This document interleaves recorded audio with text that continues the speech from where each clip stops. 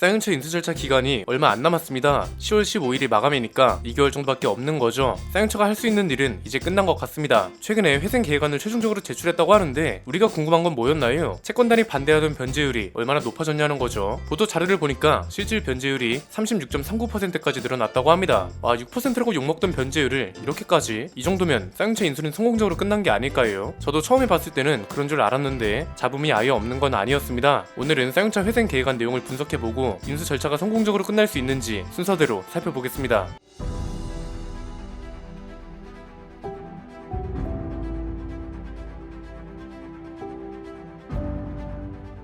쌍용차가 지난 26일에 회생계획안을 제출했습니다. 내용 중에 제일 눈에 띄었던 건 당연히 변제율입니다. 실질 변제율이 36.39%에 달한다고 하는데 이 정도면 채권단도 반대할 이유가 없는 것 같죠. 그런데 여전히 반대 목소리가 있다고 합니다. 이유는 여전합니다. 채권 변제율이 너무 낮다는 겁니다. 이 정도면 진짜 양심 없는 채권단이라고 생각하실 수도 있는데 전혀 그렇지 않습니다. 이런 걸 볼 때는 항상 단어를 유심히 봐야 합니다. 정치 비평가들은 이런 걸 워딩이라고 표현하죠. 그냥 변제율이 아니라 실질 변제율이라고 표현한 거에 주목해야 합니다. 왜 그런 말 많이 들어보지 않으셨나요?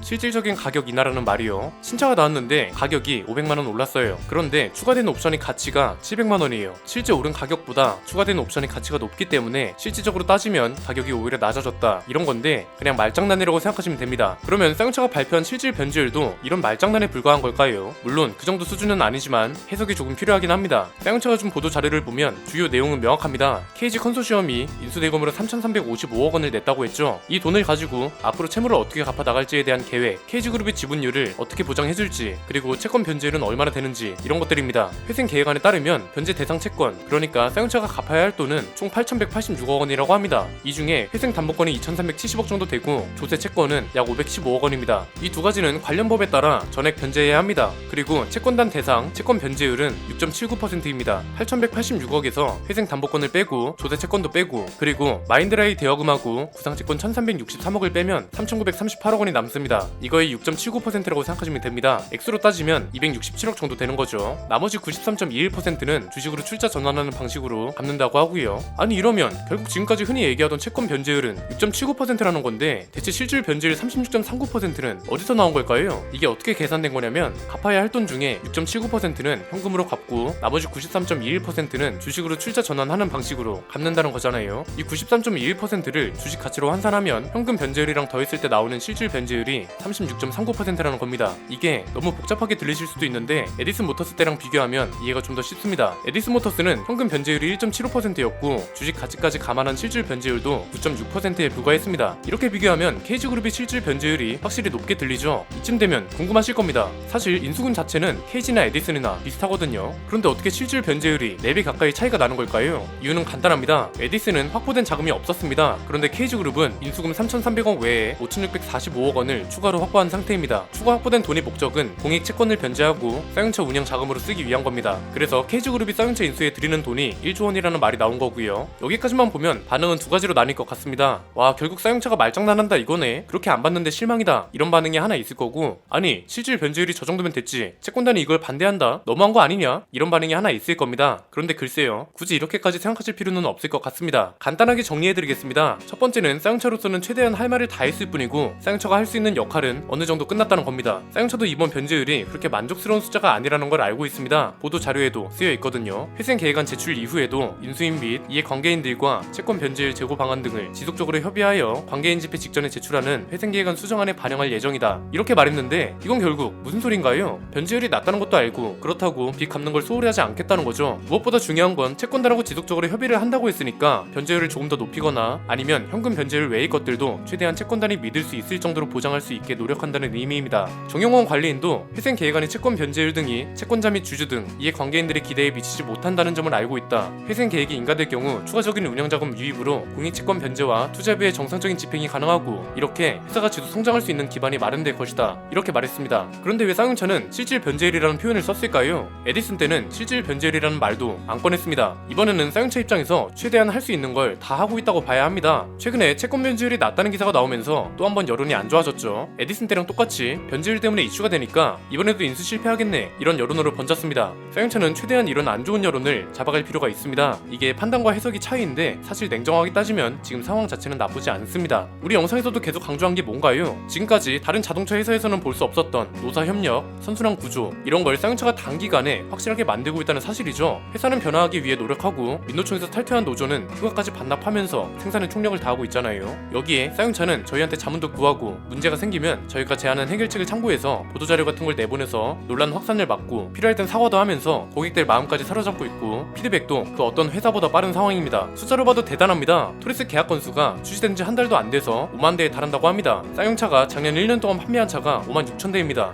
펠리세이드 1년치 판매량이 5만 대고 투싼은 5만 대가 안 됩니다. 토레스의 인기가 얼마나 대단한지 체감되시죠? 쌍용차가 10년 전하고 다른 점은 눈에 보이는 성과를 만들어내고 있다는 거고요. 이걸 본인들 만족에서만 끝나는 게 아니라 고객들까지 체감할 수 있도록 하고 있다는 겁니다. 최근에 내보내드린 영상들만 보셔도 쌍용차가 크게 변화하고 있다는 걸 확인할 수 있습니다. 고객의 불만과 피드백, 이걸 전해주는 미디어, 이걸 듣고 적극적으로 개선 방안을 찾고 실천으로 옮기고 이런 선순환 구조를 쌍용차가 만들고 있다. 이건 자동차 산업뿐 아니라 국가적 차원에서도 굉장히 좋은 사례를 만들고 있다는 겁니다.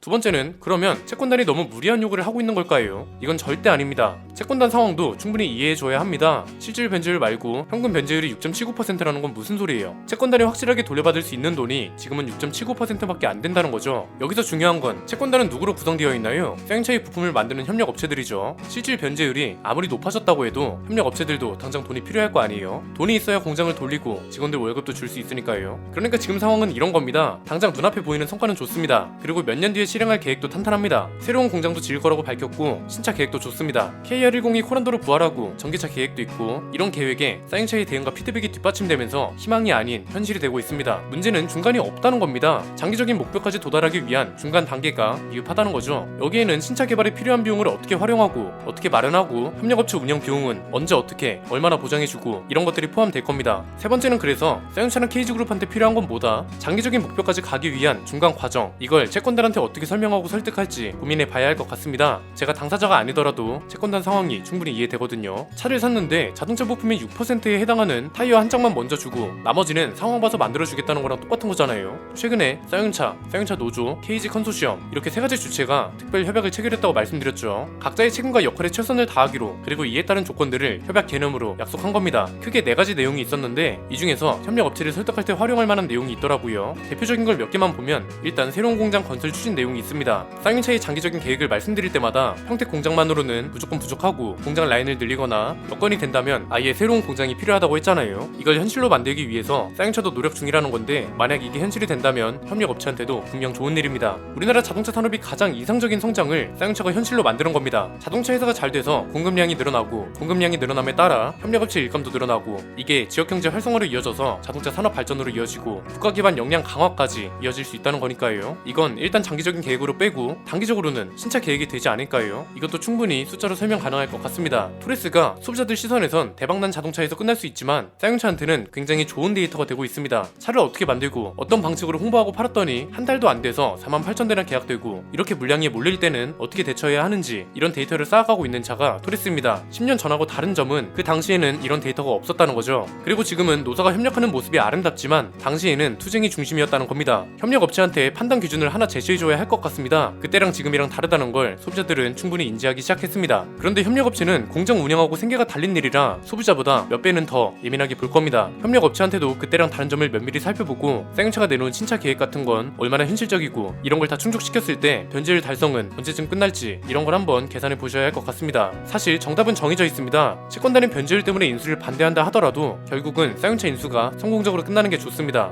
왜? 쌍용차가 있어야 협력업체도 먹고 살 수 있으니까요. 결론은 만들어져 있는데 중간 과정이 거의 없는 상황이라 지금부터 여기에 집중해야 할 것 같네요. 오늘 내용은 여기까지입니다. 내용이 유익하셨다면 구독과 좋아요 알림 설정 부탁드립니다. 저는 김승현 안PD의 스포일러 안PD였습니다. 감사합니다.